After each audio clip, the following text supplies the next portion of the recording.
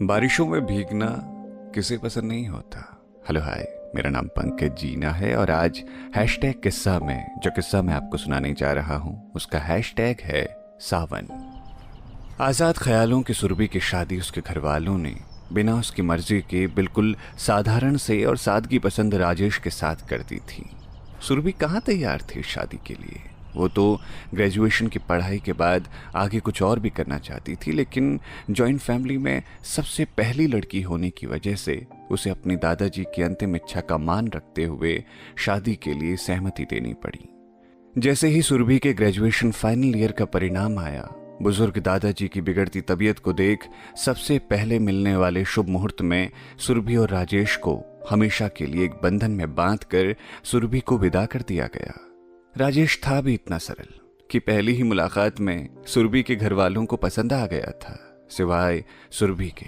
उसे जितनी परेशानी अपनी शादी से थी उतनी ही राजेश के सरल स्वभाव और साधारण रूप से।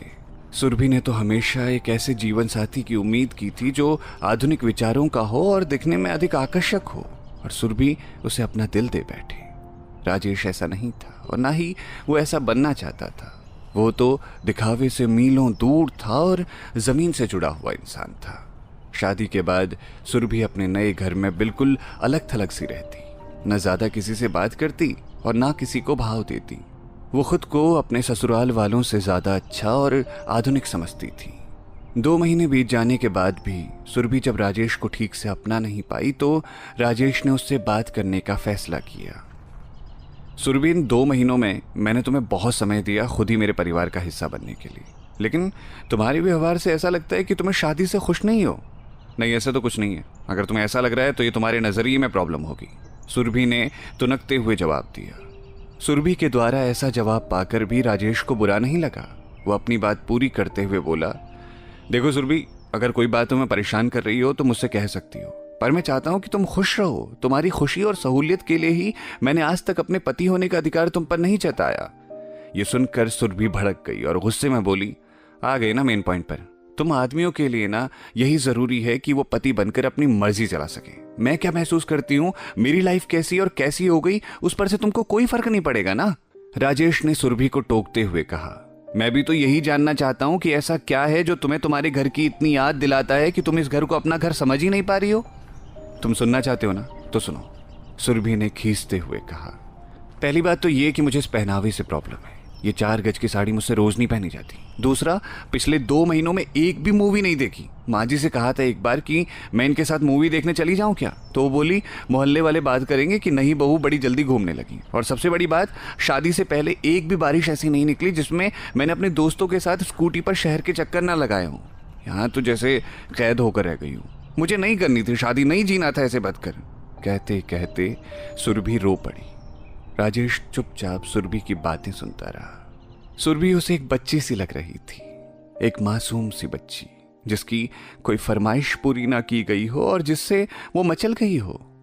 राजेश ने सुरभि को समझाते हुए कहा, देखो सुरभि, जहाँ तक माँ बाबा का सवाल है तो मैं उनको तो नहीं बदल सकता, लेकिन हाँ इतना ज़रूर कहूँगा कि मुझ पर अगर थोड़ा भरोसा रखो तो मैं जल्द ही तुम्हारी शिकायतें दूर करूँगा।